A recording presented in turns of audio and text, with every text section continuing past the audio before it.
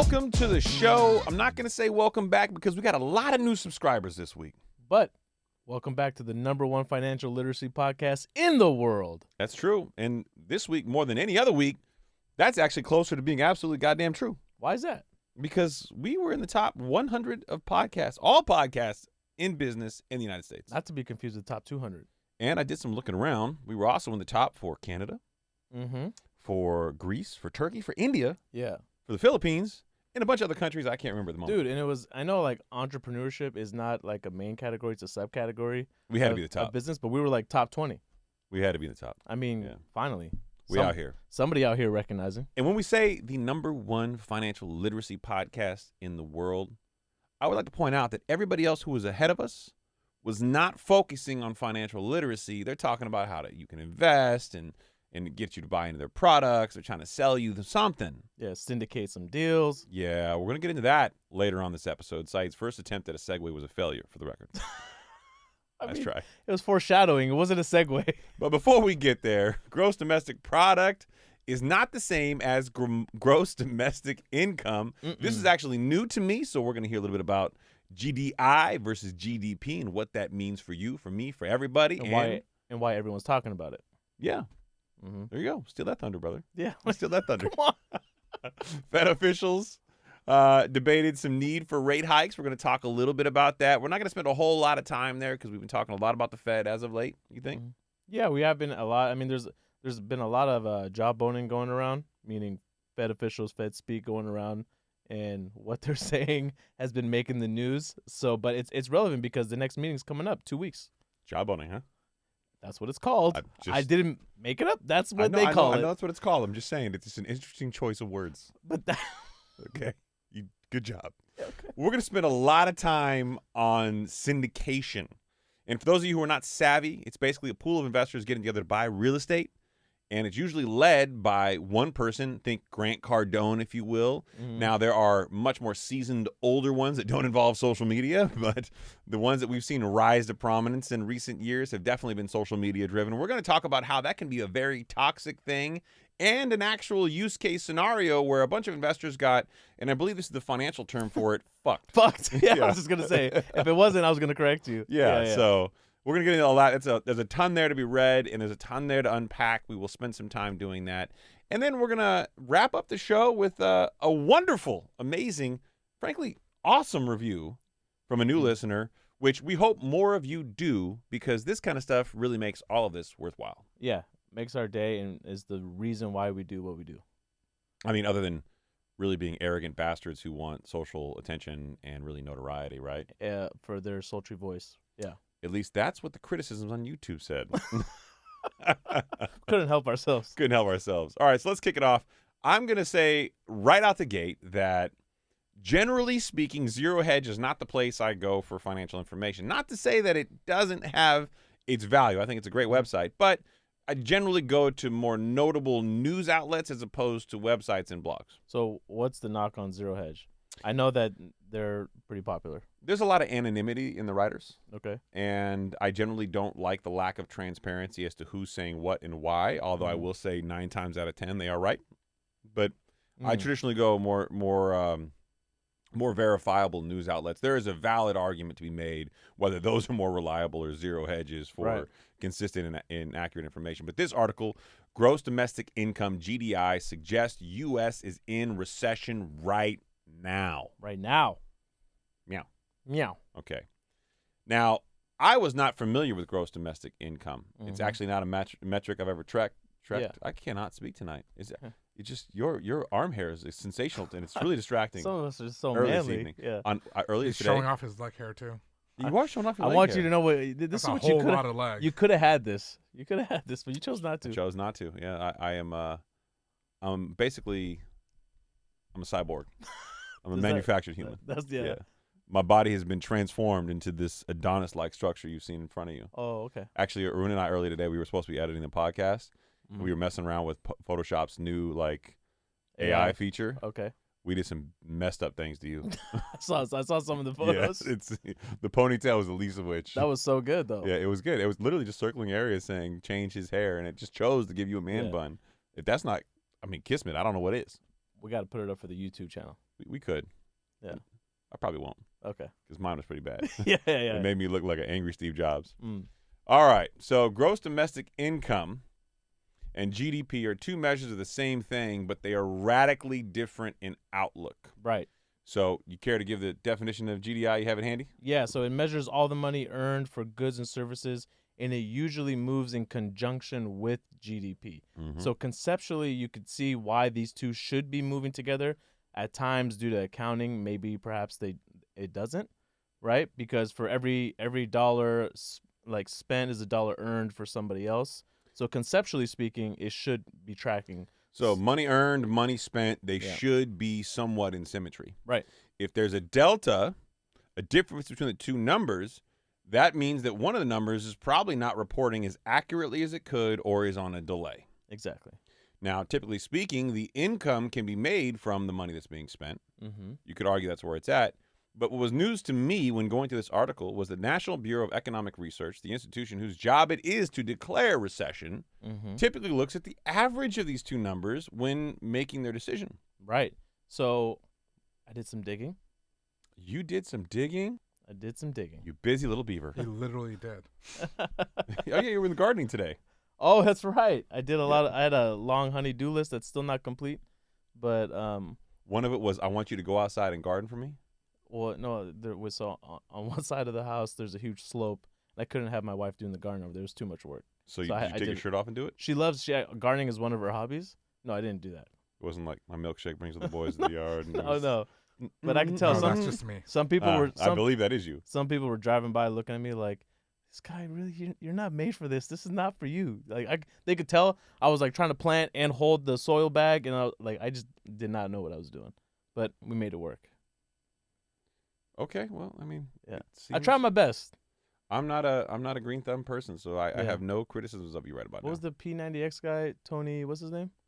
Tony Horton. Tony Horton. Yeah. Try your best and forget the rest. At the end of the day, was the wife happy? Oh yeah, dude. That's all that matters. That's all that matters. Happy wife. We'll have to call. You know what that is, right? Yeah, no, I don't. My wife's been very upset with me this last week. Because I went on a vacation. No, stop! Don't say that. I went on a work trip, which was a vacation destination, which I did not enjoy while I was there. I did not even bring a bathing suit. Yeah, your social media posts. That's not because it was on a vacation. Christopher, bro, stop. You didn't bring a bathing suit because of obvious reasons. Don't do that because I'm not in shape. I mean, you said it. I didn't say it. Okay, first of all, not in shape people can go to the beach too, Saied, okay? This is why you get labeled a villain. I just know why you didn't bring. It's those little jabs at everybody else which really hurt people's feelings. I'm sorry. Okay? You should be sorry. Yeah. So I'm so disappointed in you. Back to my digging. No. So when you average the two, gross domestic income and gross domestic product, for Q1 and Q2 of 2022, the economy actually slightly expanded. It grew a little. Small part of profitability. That's it. So that could be a reason why. I mean, Enber hasn't come out and declared that it wasn't a recession either. So Saied is referring back. For those of you who are the OG5 listeners of the show, one of the things we have consistently been saying going back to January 1 of 2022 was that we felt that original two successive quarters of negative GDP growth was in fact a recession. And if you recall, just before the June 30 numbers came out and the end of the quarter, the White House even went so far as to put out a statement saying 2 successive quarters of negative GDP growth is not a recession. Right. When the prior 10 recessions ahead of that had been declared a recession. Right. So we made all sorts of jokes saying that was actually the start of what we believe is a recession that we've been in since that time. Right. However, Saied wanted to warn me before the show started that NBER, the National Bureau of Economic Research, whose job it is to declare a recession, which typically takes 12, 18 months or so after, after I guess the start of a recession before you really hear about it. Yep. Hasn't said anything since January 1 of 2022. And this could be why, is that the average of GDI back then and the average of GDP together combined was actually still positive. So the GDI figure for Q2 and Q1 was 1.2% and 1.8%. So that's a positive reading, obviously, and when you average that out to the negative GDP numbers for those 2 quarters, it actually came out positive. So one of the things I thought would be a good pivot here, and I want to jump away from this topic and then jump back into it because I want to set a bit of a tone. Okay. So for those of you who follow Mind Pump, Mind Pump. the best, The best of the best. the #1 podcast in the world, really. I mean, Mhm. is there anybody else who does better? You look sexier after listening. It's not just mind enriching; it's Right. physically enriching. How did you feel about how you looked like on the show? Well, I think the best comment was that I look like a mashup of all three of the hosts. That was a great comment. That was a great comment, and I what a get compliment. it. I mean, I don't know if it was saying that I was chubby or not, but facially, I think that's where they got from. Yeah, yeah. And I clearly need to manicure my beard better. I think is what I got back to. Yeah. It's a little rogue. Yeah. But so one of the people in the comments section on their YouTube video started attacking me personally and blah, blah, blah, blah, whatever. I always try to engage everyone because I want to see if I can use that as a teaching moment or I can use it as a way to maybe I'm wrong, you know? I always want to try to go into a situation like that, respond to as many people as I can. And granted, it is harder on social media these days because I just don't have the time and the bandwidth to do it. And I invariably get somebody who's going to be like, if you were really so busy or you were really successful as you say you were, you wouldn't respond to people. And I think to myself, that's a fucked up paradigm. Right. Like you think that people are so busy they don't respond to you. If they respond to you, they're not legitimate. But one of the things I really got from this back and forth exchange was he was upset that I was a banker, #1. I can't fix that. He was upset that I said that the action taken by the Fed to raise interest rates was unprecedented at an unprecedented cadence. Yes. I thought this would be a good teaching moment Yes. because I don't think a lot of people understand what that meant. Good. And I'll use the period of time that he was referencing. I actually wrote this up because I wanted to be clear. The fastest cadence the Federal Reserve had ever increased interest rates in a single year occurred in 1980, which is what that particular dissenting opinion on YouTube was referring to without being articulate or citing facts or numbers or metrics of any valuable kind. During that year, the Fed, under Chairman Paul Volcker, implemented a series of interest rate hikes to combat high inflation. Right. He was specifically battling something the country was in at the time called hyperinflation. Right. Inflation was skyrocketing at a pace I don't think we've ever seen. No. So what does he do? He says, I'm gonna come out and I'm gonna increase rates consistently over time. The federal funds rate, which is the benchmark interest rate, was increased by a total of 10 percentage points in a single year.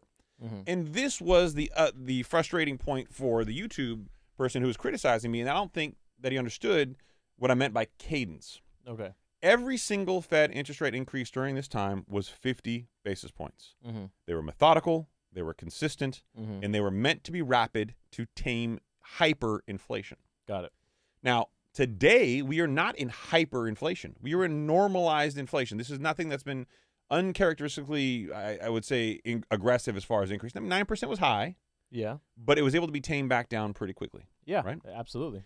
So this was a rapid and substantial increase to address the inflationary pressures in the economy at that time in the 1980s. The distinction from what is happening today is because the maximum increase, as I referenced earlier, was 50 basis points. So prior to what we are experiencing, the Federal Reserve had not increased Fed funds rates, which is that target interest rate, by more than 50 basis points in a single meeting ever. Right. That had not happened before. Right. And we had multiple 75 basis point increases, correct? I think it was 2 in a row, was it? I think it was at least three. Was it 3? Okay, it was Yeah. 3. So it was multiple in a row. That is what I meant on the show when I said it is an unprecedented cadence. And when Sal came back to me on the show and said, hey, not even in the 80s, and I said, no, nothing like this even in the 80s. Right. The cumulative total in the 80s, sure, it was higher, but this is an unprecedented cadence because we've never done it at this rate consistently back to back at that high of an interest rate increase. Absolutely. And that 25 basis points difference per meeting has a massive impact on the banking infrastructure. Absolutely. You can hate bankers, Right. but that is fact. Right. So even though back then in the 80s under Volcker, they had gone up to 50 basis point, I guess what financial institutions, project based on their models are nothing more than 25 basis points at a time. Right? Like that you always start off with it. And to that point, when the Fed started raising interest rates this time around, they started off, I think, with 25 basis points. They did. And so, and I'll give you the next highest single year increases or period increases came a little bit later, and I have it noted here. And that really came from, it was Bernanke to the one before him, his predecessor. Oh, before him? It was before him. No, it was a handoff. It was I can't remember the name. Yeah. Basically, it was 17 increases in a row of 25 basis points. Yeah. So that was the next fastest one. So you can see there's a huge difference in what we're doing now versus what we've done historically to tamp out inflation. But historically, the Fed has typically implemented smaller, gradual rate adjustments during its meetings to manage monetary policy and maintain stability in the economy. Stability in the economy. Yeah. So my frustration is not, hey, I'm a banker, I'm not making as much money as it was, as this commenter alluded to on YouTube. It's that we are now seeing instability in the economy. Right.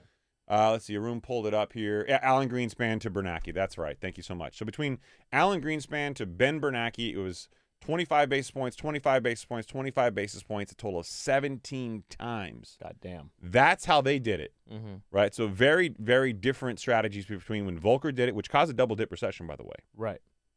When these two did it later on, and where we're at today, which is why I said it is an unprecedented cadence, because it's never happened like this, where you've seen successive single meetings with 75 basis point increases. I guess it remains to be seen. We'll see how this all plays out when this is done.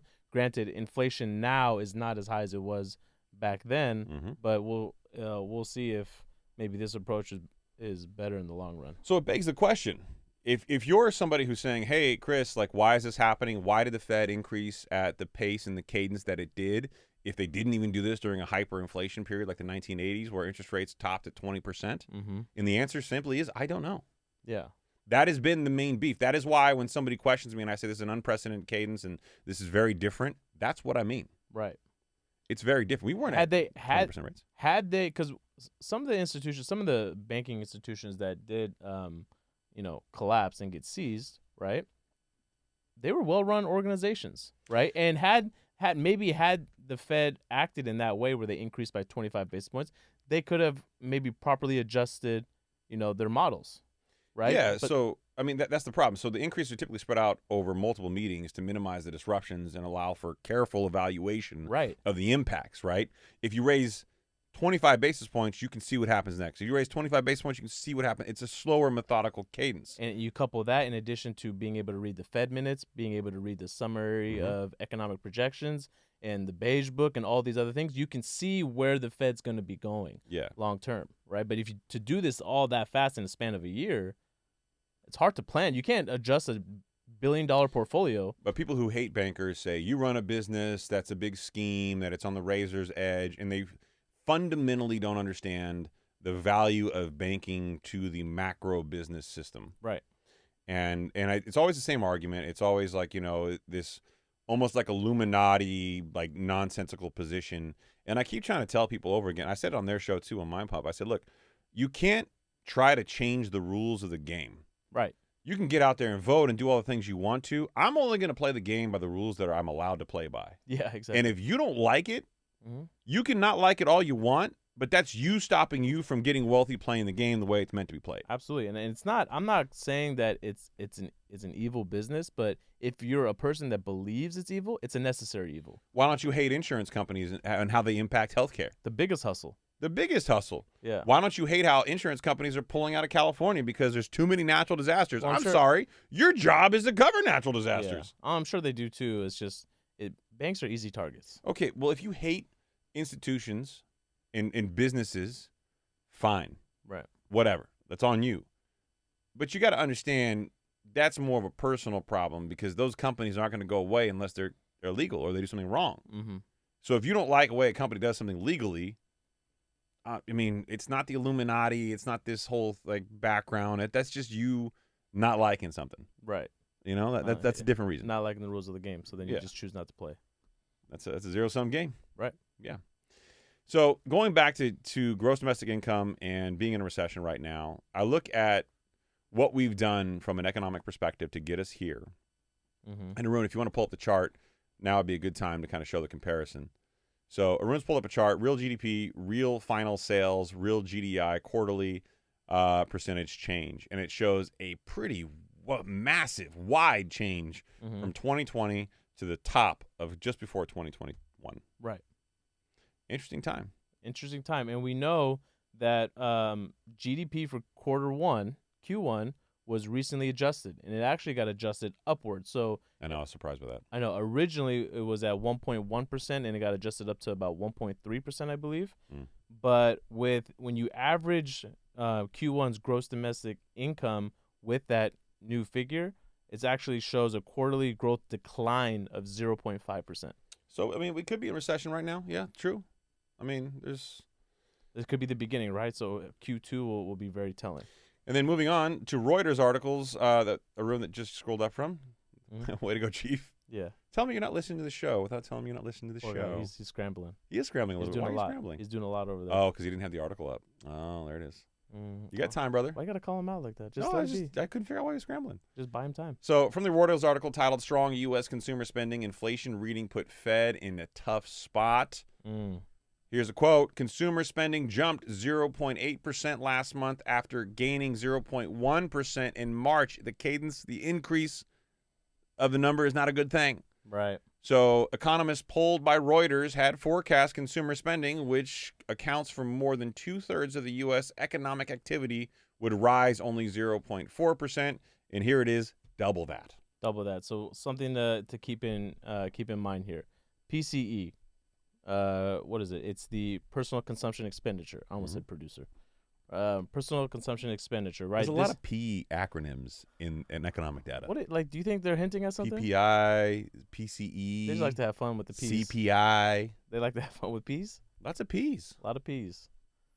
So basically, this PCE is the Fed's preferred gauge to measure inflation. They've cited that all along, right?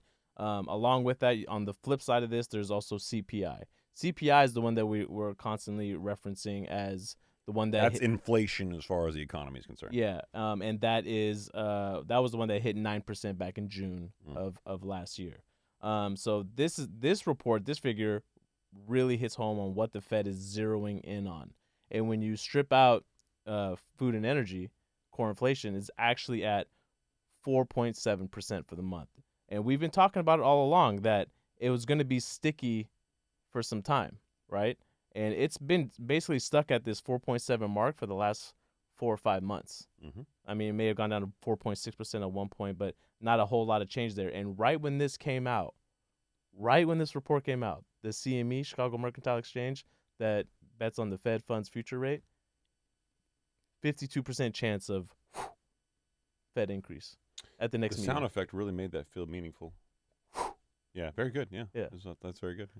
You felt it? I did. It shivers. Yeah, I mean, because we've been, so this is where, and we're going to get into it a little bit later on the show, where a lot of the Fed officials are split now on halting rates and not raising anymore or continuing to raise. Yeah, whatever happens in the next meeting, and we're kind of done predicting what the Fed's going to do at this point. I think there's certainly going to be some dissension amongst the ranks. It's not going to be unanimous. There's going to be some conversations that are had that I think are going to be interesting, but yeah, it will not be unanimous.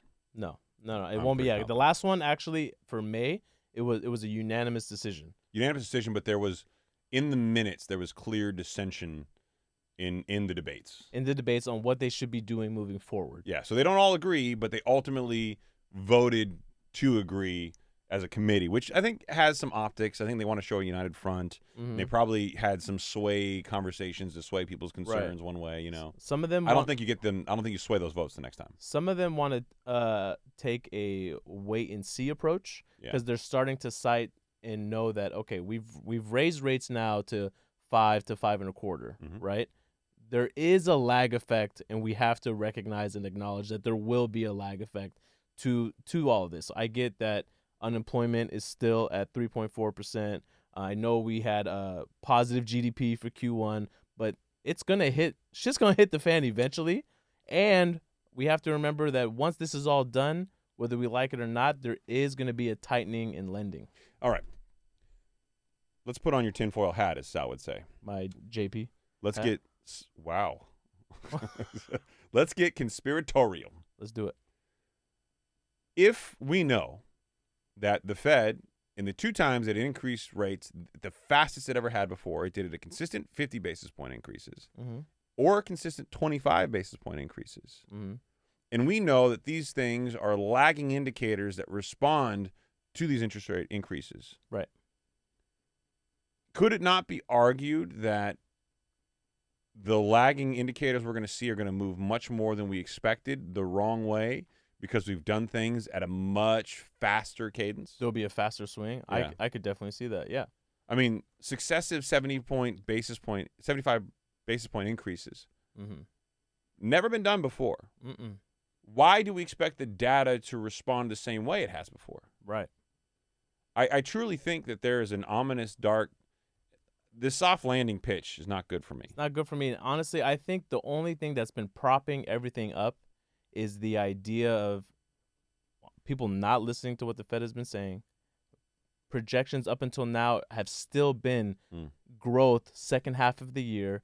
So everything that's propping up this economy and all that's going on is on the hope that this is going to end soon.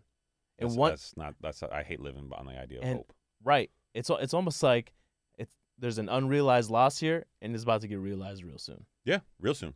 Yeah. Way to bring it back to banking. Yeah, Look at SVB. you. Yeah. That was solid. You like that? Yeah, 5 stars. Yeah. Honest 5-star review. Fuzzy. You offered it up, bro. Come on. All right, so I'm tempted to go into syndication now because I know we're going to spend some time on that. You want to? But you want to get into a little bit about the minutes or no? We can. Let's do that. Okay. Let's talk about the Fed officials debate, shall we? Yeah. So something that was noted in their minutes, and this is a quote that I'll read. Currently, financial conditions are tight. We can expect the banks to further tighten conditions, and they think it will trigger a recession later this year. They think so now they're trying to put this on the banks too in their minutes. Like, it's not just what we did. Because of the banks that they're gonna tighten up after all this is done, and that's what's gonna cause the recession. Yeah, it's a pretty visible disconnect in what's happening here. So the article from CNN Business, Fed officials debated need for rate hike at last meeting minutes show, and it goes into a lot of what Said's saying, and it does piss me off to no end because it really does overlook the idea that the Fed had some part into driving us into a recession and suggesting that things like a pullback by the banking sector. We've already clearly said on the show that we've seen a palpable pullback in banking because banks don't want to deploy the capital. Right. But the credit crunch that everybody's saying is already present is going to come next. And they're alluding to, the Fed, are alluding to in this CNN article and their minutes that will be one of the biggest instigators of a recessionary economy. Right. And to your point earlier, they also went on to say that they fully expect that GDP to degrade quickly at the end of this quarter and into Q3. And do not expect a quick recovery. I think that's likely to be true. And I think there's a lot of people who would normally earn like bonuses on a quarterly basis or on an annual basis who won't be earning them. I think the July reports Damn, man. Shit. It's not personal, brother. You're handsome. If you want a higher standard bonus, I've already told you what you need to do. Okay, we'll talk about that after the show. It's right behind you. So I do think that the additional stress placed on all corporations and profitability will be very visible in July, like we've talked about when the earnings come out for Q2.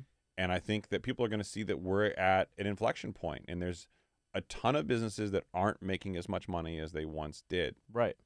And because of that, I think there's some pretty – actually, I think I had a quote. Did I put it in the minutes of for the show about the economic losses to the businesses? Did I have it? No, that wasn't in that one. So, no. Arun. Let me see if I have it here. Because we know with higher interest rates – and like I said earlier, that the hope of there being growth second half of the year is currently what's propping up the economy.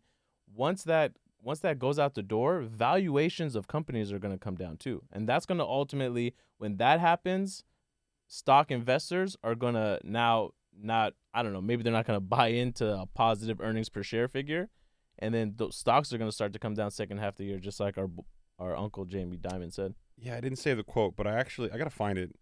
I had a quote of the total economic losses for businesses that have already occurred, kind of foreshadowing what Q2 was going to look like. It was like one of those super detailed investor articles, so I didn't think it was right to kind of go into in great detail in the show. But it was like over hundreds of billions of dollars in lost profits in Q2 was the illusion. Wow. In companies across the country. So it's going to be visible. I think it's going to be real.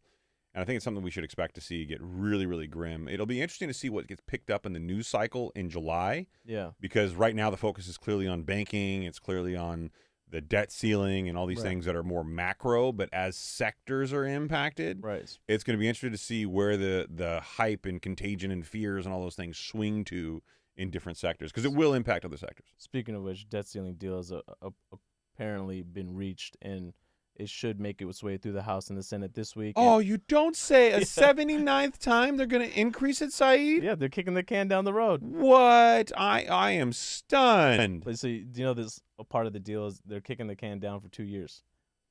No, they're going to kick the can just for a couple of years? 2 years, a year after the election.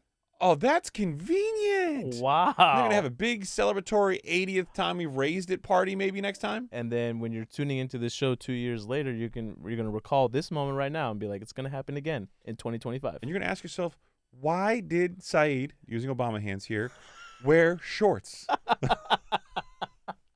Hey, man, here's a problem. You wore shorts for a long time, too, and then once you decided to start airing the episodes on YouTube, you're like, okay, let me scale this First shit of all, back. I didn't decide to start airing the videos on YouTube.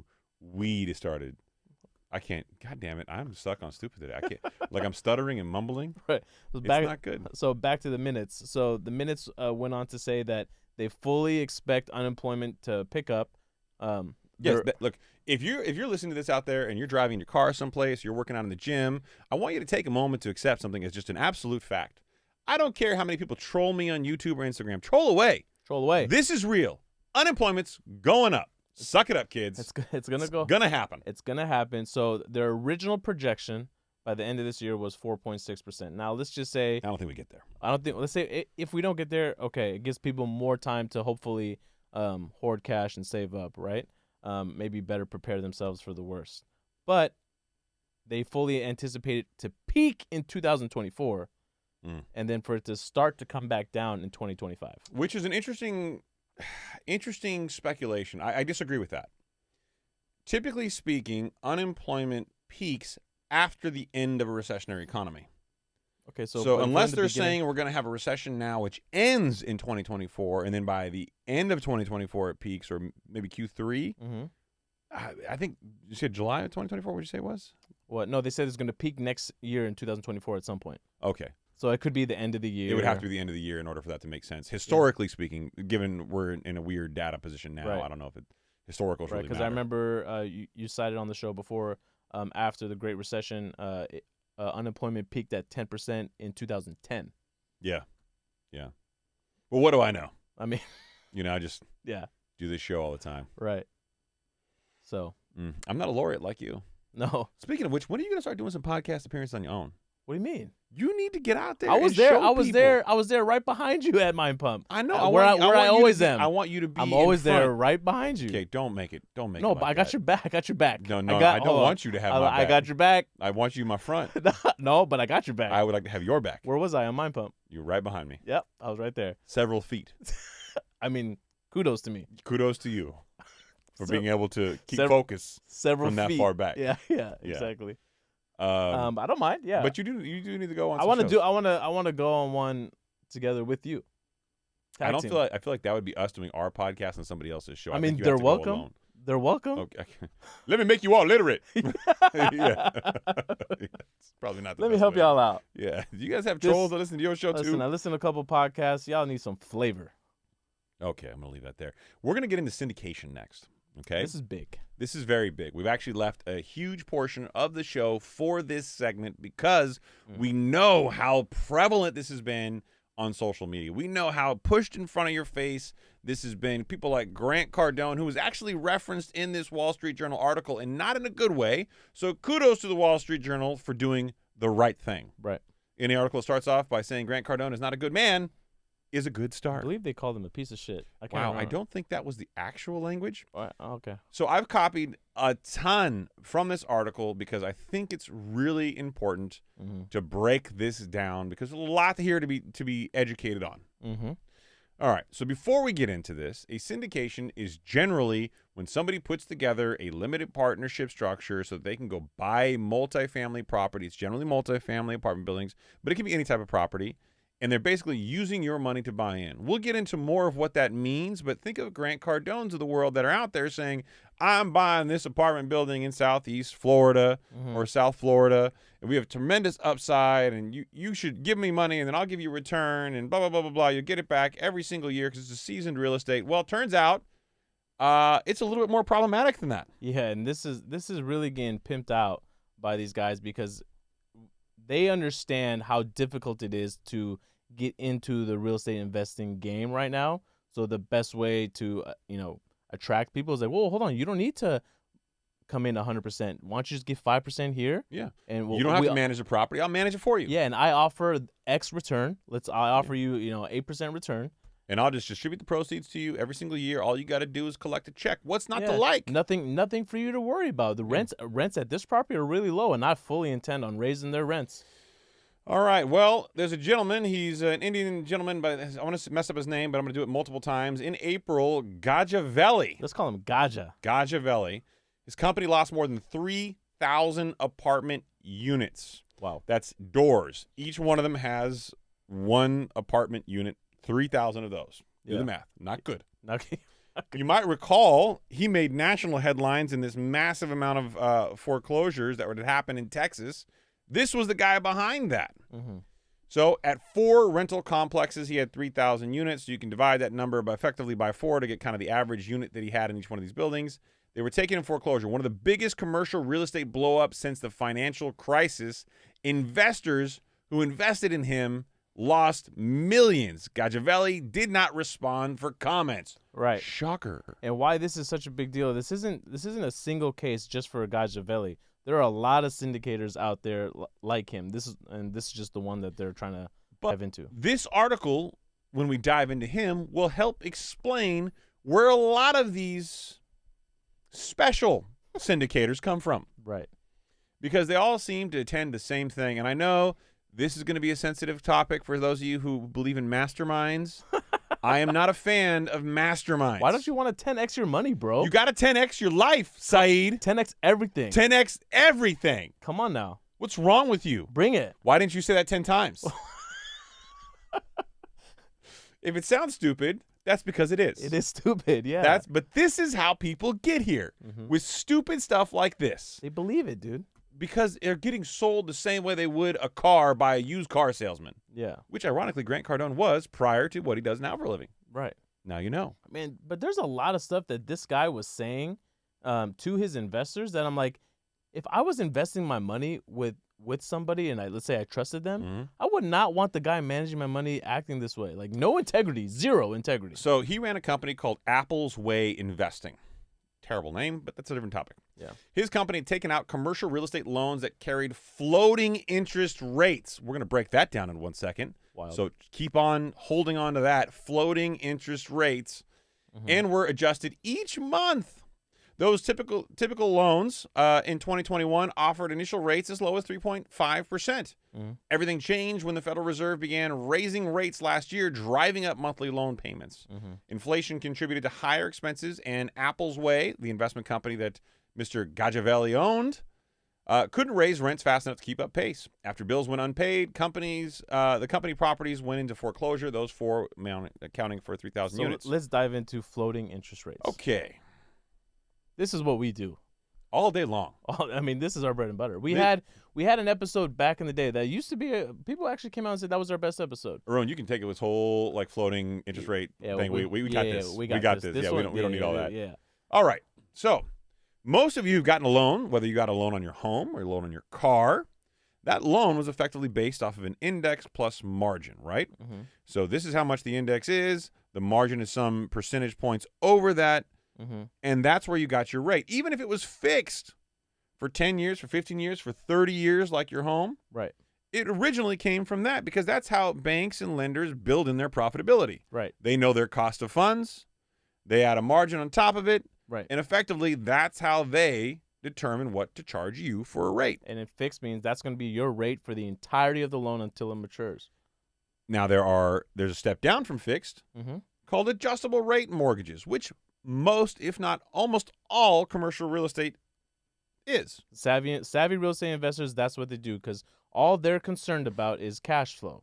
They're concerned about their cash flow and how much their properties are cash flowing at the end of every month and every year. By getting a adjustable rate mortgage, right? Mm-hmm. A lot of times what the investors will do is they'll get interest-only portions on those loans for a certain number of years so that their cash flow is more, and then by the time the interest-only comes due or, expires, they'll refinance the property again. So in other words, just because it says adjustable rate mortgage doesn't mean that it's actually adjusting frequently. Mm-hmm. It's actually locked or fixed for 3, 5, 7, and or 10 years. There Right. are some hybrid, but those for the most part are your most common variants. Right. So you have a fixed rate, which is based off an index plus margin for 3 years. For 3 years, that rate will not change. Mm-hmm. After that 3 years, it goes into the adjustable portion, hence the adjustable rate mortgage. Right. Then you have an amortization. In some cases, it's the remaining years at 30 minus the remaining years. So if you had a 5-year fixed loan, you have 25 years of amortization. And some companies will say, okay, you have a 5-year fixed loan, then we'll give you 30-year amortization, but 25 payments, so you've got a balloon of 5 years at the end. Right. And what Chris means by that is, so think of it like your home mortgage, and you don't have any interest-only payments on it. As so long as you make your minimum payment for month number 1, and you make it every month, by the end of 30 years, your loan will effectively be paid off. Entirely. There will be nothing left over. But because these individuals had interest-only payments for a certain period of time, because they didn't pay any money towards the principal at the end of that loan, there will be a balloon payment, which ultimately just means the leftover balance that they have to pay. Because you didn't pay it all during the life of the loan. Right. So now that we've set this up, there is another option in the market in a purely adjustable product. I think one key point that we got to bring up too is these real estate investors are not looking to pay off their investment properties the way you would your home, or the way most people look at paying their home. They just want it cash flowing. They don't care if there's a loan on it. They want to improve their profitability over time. Yes. Typically speaking, that means increasing rents over time. If they want to pay down principal, they do that, but generally speaking, they don't, because they believe as they increase values, as they increase rents, the value of the property goes up. There are several different approaches to value, but the main one for any type of non-owner-occupied investment real estate is going to be the income approach to value. How much money can this property make me, an investor, every single month? That is the highest and most common form of valuing a property. Right. There are other ways: comparable sales in the market, insurable value, replacement cost new. Right. None of those really relevant. Because most people buy these properties as an income property, therefore they want the income property value. The more money it makes, the more property in theory it's worth. Right. The more the property is worth in theory. Sorry. Yeah. I'm stumbling all sorts of things tonight. That's okay. So this goes to show you that is the way the market works, and that is what's the concern in the market, right? Because people locked in these rates 3 years ago and 5 years ago at historic lows, call it 3.5%, for example, like the Mr. Gajavelli did here. And what happens when they come due? Because rates are going to be probably closer to 6 and 7% when they come to refinance. Now, right, the last 14 years, not a problem. Not a problem. But now, as these properties come due, if they haven't increased rents, then they might not be able to qualify for a new loan, but yet they've got that, they're going adjustable at that point in time. Right. And that's the big concern over the commercial real estate market. But someone as brilliant as Gajavelli here had a purely adjustable program. And there are some lenders who offered that as like you get the loan on day one, it's adjustable from day one, it resets, every single month. That's fine. But a lot of people, especially in Texas, got what was known as a bridge loan. They went to lenders, sometimes non-bank lenders, sometimes banks, and they said, hey, we're going to take this property, and we're going to build all this extra income by doing X, Y, and Z. We're going to take, because in the Midwest, in these Sun Belt states, there's not one big tower. They have to take the entire thing down and do construction, right, or remodel the entire building. They have several different buildings. So think of like a 48 units. They can have 6 buildings with several units in each one. Right. They can take down one building and still have cash flow from the other buildings where they remodel that one and get it back up to market at higher rents. Right. Then they take the next one. So the property's always cash flowing at least 1-to-1. No different than if you were to just take down one unit at a time, renovate it while the other units are still servicing and providing you enough income. Which you have to have turnover and tendency to do that. But if you can do that, great. Yeah. So in theory, that's what he probably did, is he took a bridge loan hoping to build in upside potential and never got there. Yep. So let's carry on with the article from the Wall Street Journal. Gajavelli is one of thousands of real estate entrepreneurs in the U.S. known as syndicators. Many have come under similar financial pressure and hold properties they can no longer afford. From 2020 to 2022, real estate syndicators reported raising at least $115 billion from investors, according to the Wall Street Journal analysis of SEC filings. And Arun, I put in, I believe, the graph at the bottom of this. Now would be a good time to share that with our friends. The graph, nope, not that one. Not that one. Yep, that's not the right one. Is it there? Is it not there? I didn't recall seeing a graph. Oh, I am so sorry. I will send it to you now while we're doing this. So Right. basically, the graph shows syndication volume. You're not gonna have access to the Wall Street Journal because you're cheap. No, I it's a- haven't. I could. No, it's okay. I got you guys. Yeah. I got you. It's right here. This is your computer. It is our computer. It's our computer. Our computer. Yeah, I mean, you got 115 billion from investors. God damn, that's a whole lot of money. Yes. Well, and that's a massive increase over the last several years. I mean, the SEC is gonna have to come cracking down on this. This gotta be next. Well, I don't know that they will because they just loosened this up. The one on the right, that's the wrong one. There you go. That Yeah. one was there before. There you go. This Real one. estate syndicators annual fundraising. Right. So in 2012, they actually made it easier for real estate syndicators to syndicate. Mm-hmm. What you're seeing here is a dramatic uptick, and it only seems to have slowed because of, I think, leading into the pandemic era, right? Mm-hmm. But we are at what at least appears at this point to be an all-time high as far as annual fundraising goes. And if the SEC filings are right, this chart is $30 billion under what the Wall Street Journal's calculation is. Oh my gosh, man. That's how high it is.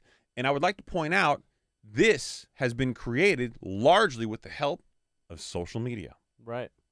Social media and, of course, the master ass classes. The master ass classes, yeah. Oh, mastermind. Shit, I always screwed up ass mind. I mean, it's Yeah. mean, one and the same. So let's go back to the article for a second here. I'd like to point out a couple more details that I think really, really highlight why this is concerning. All right. So Congress in 2012 opened the door for syndicators with a law that made it easier to market real estate investments online, hence entry point for someone like Grant Cardone. Right. The law, intended to open up financial opportunities to lower income people, greatly expanded the reach and audience for syndicator deals. Syndicators largely favored apartment complexes in the South and Southwest, also where Grant Cardone seems to do the bulk of his business. Shocker. Shocker. Where real estate prices were lower, rents were rising, were past tense kids, and housing regulations were generally looser. Many of these localities had fewer renter protections, which made it easier to evict tenants and raise rents. Keep in mind, Mr. Gajavelli, before getting into this business, was a IT professional who got tired of working so hard. Right. He was on a tour bus Right. touring apartments in Dallas last year. It was hosted by a real estate coach named Brad Sumrock, who drives a Ferrari with the vanity license plate APT King, standing for Apartment King. He doesn't sound douchey at all. Can't make this shit up, man. According to his social media posts, he too assembles investors as a syndicator to buy apartment buildings. But guess what? Just like everybody else you see on social media, he doesn't just syndicate deals, kids, according to social media. Right. He teaches master classes on how you can do it too. Come on, man. He met a little gentleman by the name of Gajavelli, and he too assembles these syndicators to buy apartment buildings. But Sumrock also charges for memberships in his real estate investment clubs as much as $35,000 a year, where he teaches the ropes to prospects and taught Gajavelli. Come on, man. You can't make this shit up. So what? Gajavelli belonged to one of Sumrock's clubs, the millionaire multifamily mastermind. I shit you not. Yeah. Well, I mean, when this guy, for the last 14 years, he's been able to do this, and obviously he's telling you that you can now do this too. A lot of people got tricked into this, man. But what's something? What's Odin pulling up here? He's pulling up the Sumrock guy, Brad's. I've seen this guy. I've seen this guy. Yes, I've seen this guy before. And he looks every bit as much of a D-nozzle as he appears to be. A D-nozzle. Yeah, look at this, standing in I'm front of sorry. a jet in a Ferrari. I don't like you, Sumrock. See, I wouldn't want to be investing my money with this. I don't understand how people like this is enticing for them. Oh, I'm glad you asked. Let's go back to the article, Arun. Saied doesn't understand why this is enticing to anybody who watches. Well, I'll tell you why it's enticing to the syndicator. Yeah, this is. I want to ask you because I don't know if you've ever been approached with a deal. So go ahead and read this. For me to invest in? Yeah. So read this. Oh yeah, many times. Okay, so yeah. I want to ask you about the process. Syndicators generally invest little of their own money. This is why they're like, oh my God, I'll give you $35,000 a year to teach me how to do this. Little to none of my own money. Yeah. They collect acquisition fees from investors that typically go for about 2% to as high as 5% from an apartment building's purchase price. Right. Grant Cardone does this, but he also buys it in his personal name and then sells it to Cardone Capital at a higher dollar amount. And then between making the difference between what he sells it for versus what he originally bought it for personally, he also gets his 2 to 5% of the sale price from the investor. So as soon as you invest, he's giving you a 2 to 5% markup. Yeah. Okay. Of the apartment building's purchase price. They also take management fees of 2 to 3% from the building's gross income every single month they manage the property. So taking 2 to 3% of the property. Right. Every single month, that income, cut it off by 2 to 3%. When 3% is an industry standard, 3 to 5% is probably industry standards. Yeah. Syndicators often profit even if the investment is a failure, which real estate analysts say encourages excessive risk at the expense of inexperienced investors. Right. Because even if this gentleman lost those 4 properties, right. he had very little money into the game. Mm-hmm. He took 2 to 5% out the gate for just finding the property. Right. And he made 2 to 3% every single month off the cash flow of the rent. So even if it goes away, he's still cash good, even though you guys lost your dollars. Right. And this is the part of it that maybe I'm only thinking about because this is the space that I'm in. But why do banks not give out 95% loan or 100% loans on home mortgages? They want skin in the game. They want the borrower to have skin in the game. Mm-hmm. So I want to know if for people that are looking to get into, because look, at the end of the day, there are some good syndication deals out there. They're not all going to be bad, right? But I would like to know that the person putting it together has enough skin in the game to care as well. Most of the time, they do not. Because So if can they you ask? If they had enough, you can ask. Absolutely, it's in the contracts. Right.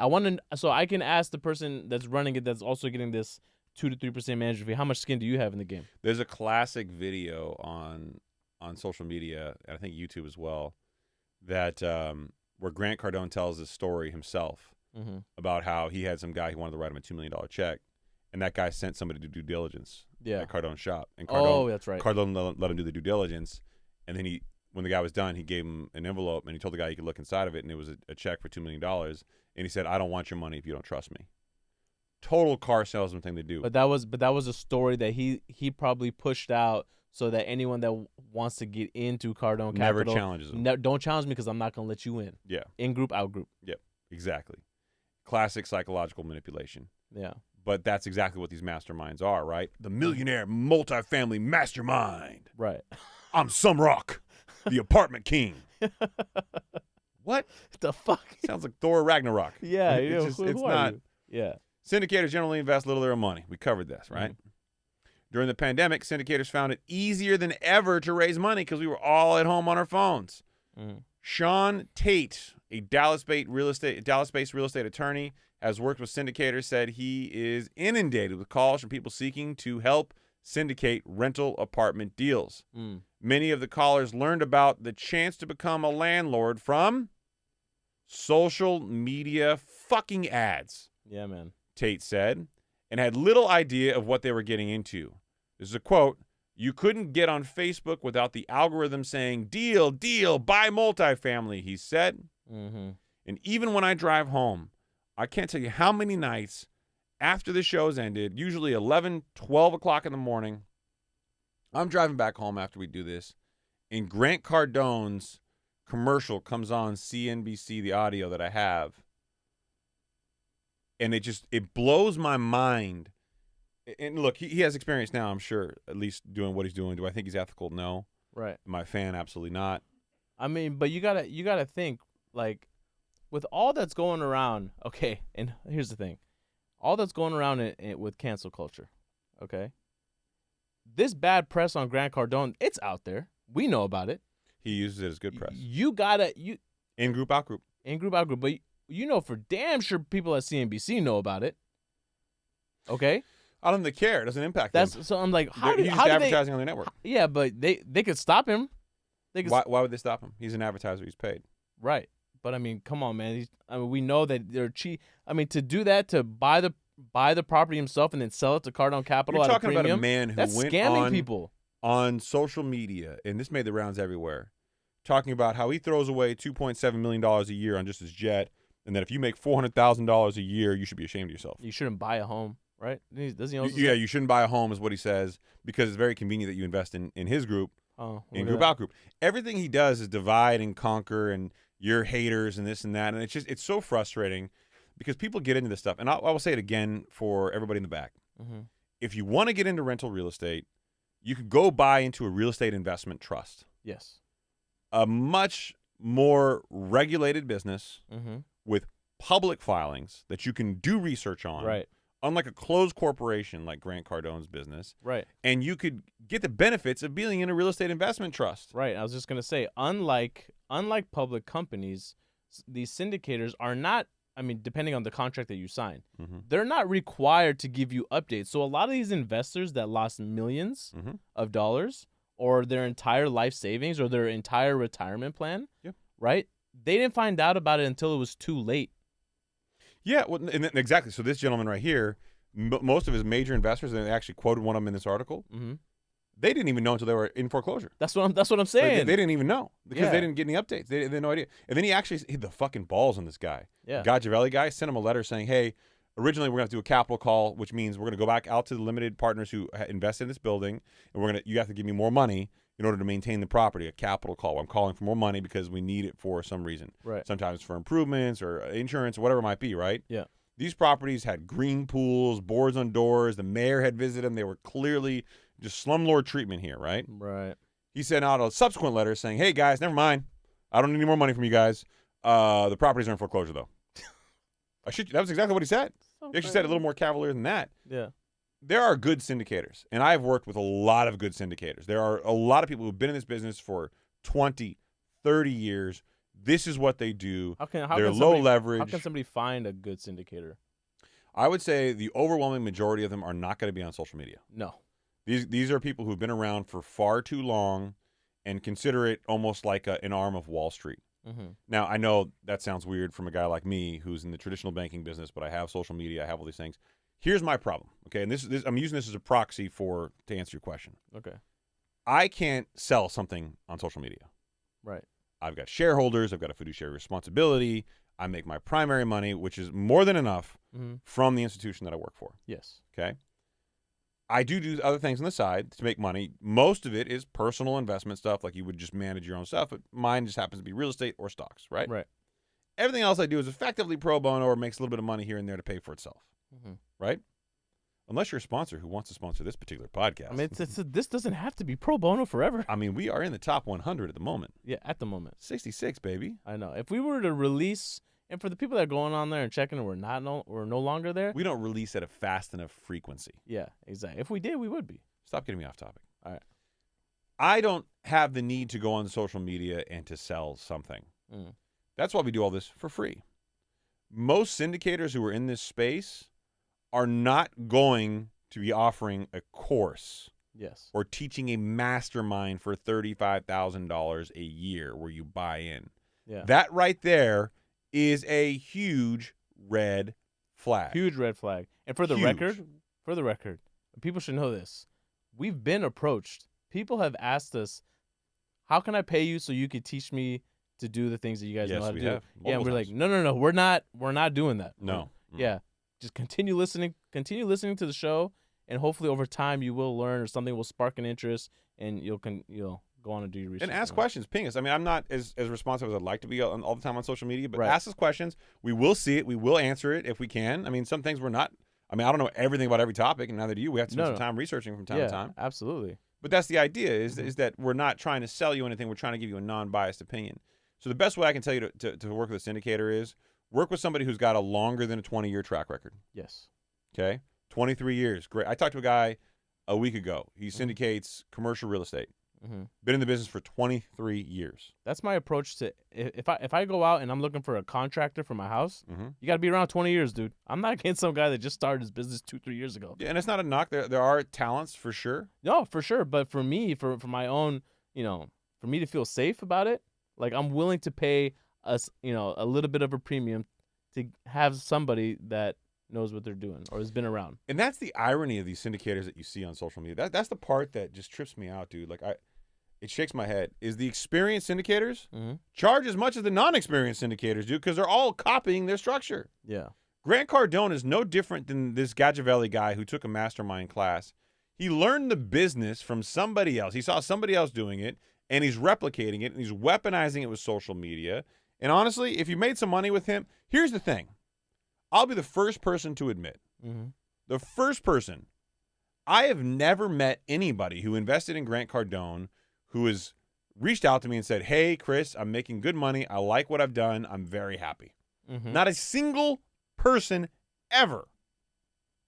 And if somebody does, you know what? Maybe I'll reconsider my stance on him in particular. But what I will say is there's a lot of syndicators out there who don't have the financial net worth. I would say if I was getting a syndicator, I would want to know how many properties they own. Right. I would want to know what their income in their balance sheet is. I want to know how strong you are. You want to know why? If this deal goes south, are you going to be able to prop it up? Right. Are you going to be able to stand behind this deal? Do you need somebody else to guarantee this for the bank because you're too weak and too inexperienced? But like having a capital call is not something that's rare or something that, I mean, that is an avenue that they do have to take, right? If something is unforeseen that does happen. Okay, but let me give you a different take. Let's say you're out there and you want to invest $20,000 or $30,000 into a syndicator. Oof. And let's say you get 8% cash on cash return. Right. Because that's what they're offering you.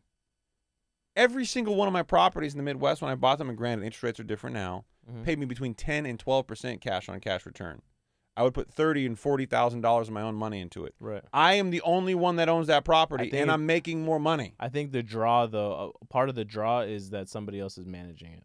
I have a property manager who manages it for me. Yeah. And I pay her 10%, and I still make more than you would make with Grant Cardone investing into one of his larger multifamily projects. Right. And I have complete autonomy. I can sell it when I want. My capital calls, and when the repairs are needed, I make them. Right. I mean, that I have complete autonomy. Right. I believe in taking the small steps to leverage over time and to continue to grow and scale are much more valuable to anybody listening than going into something like that. And if you really want to go into something like that, go into a real estate investment trust. Once you get enough money and you've been around the business long enough and you find there's a seasoned syndicator you want to work with, go into that business. But honestly, you would learn so much more buying and owning a piece of real estate yourself. I know that seems hard to do and far away. Yeah. At least you can control your outcome with the syndication you're locked in. Yeah, that's always the best case scenario if you can control your own outcome. Yeah. Yeah. Good episode, Chief. Good episode. And there is a new review I thought was fucking spectacular. It was spectacular. I say we save it for the next one. The review? Yeah. You want to go right now? Yeah, let's end this one on the review. Oh, let's do it. All right. It was great. You got to pull it up on the phone. On my phone, yeah. And I'm blind as hell, so. Yeah, blame Apple for this. Blame Apple for it? Yeah, it's not that it Yeah, doesn't they never let you bring the whole thing up on the. It's so weird, right? Well, let's see here. Where's my man? There he is. Super America Eagle Squadron. I feel like saying thank you for your service right out the gate. Yeah. A heartfelt thank you. Wow. There are a lot of people out there, the majority of people out there in America, that need to find their way to this podcast. Game recognizes game. Man, pimp, hooray. I'm a 27-year-old man that has found himself in a salaried management position. Congratulations, sir. That's not a bad thing. I grew up fairly poor, and my parents didn't know anything about money management, investment, or financial literacy. One of my parents didn't. The other one thought he did, and certainly I can relate. Right. That being said, they didn't have the tools to teach me about any of those things. I'm sure many of you reading can relate to not having been taught this in school growing up either. Yeah, 100%, brother. Yeah, I still can't believe that this is not in the curriculum. I know. Thankfully, the higher standard has changed my perspective and approach to my own personal finances. God damn, that's amazing. That honestly, when I read this first time, it made my day. Yeah. I just reached out to Chris on IG to thank him for teaching myself and a couple of my best friends the most about financial literacy, economics, and real estate loans, banking, finance, and the most I've learned about those topics by far compared to school or childhood. Mm. And I'll say it again. Thank you, Chris. You're welcome, man. Thank you. Thank you, Saied. Mm. These guys are. Did you do like the Namaste. Namaste? I thought you were doing like the Oh, yeah. kung fu hands. Yeah. These guys are truly talented in communicating this information and taking it from daunting and overwhelming to enjoyable, empowering entertainment. Wow. Man, this might be the best review ever. Oh, this whole thing needs to be on a shirt. We should probably put it in the back of a shirt. The whole thing. Listening to the higher standard gives me hope that even someone like me that doesn't come from wealth or didn't grow up with parents that held the, quote, secret, end quote, to building wealth can accomplish great financial feats and build a more robust legacy for my family down the line. You fucking can, man. You absolutely can. Absolutely. I often find my wheels turning and juices flowing at the end of each episode, seeking more information and trying to formulate my own financial mind. Wow, you're gonna just skip right over that. Just Juices? Juices flowing. Yeah. Simply put, you will not be better off for listening to the show. Give it a listen, and I promise you'll be hooked. It's honest, funny, and offers a unique perspective into the minds of two highly intelligent and experienced men. And that was a great review. That was honestly a great review. It ends right there. Phenomenal. Just the best review. So I think everyone was talking about you and me. And then at the end here, he says, just watch out for Saied. That guy's a villain. God damn it. I was actually pretty sad. He didn't say anything about me. No, he did. He said, two highly intelligent, experienced men, you and me. Ah, And then just watch out for Saied. That guy's a villain.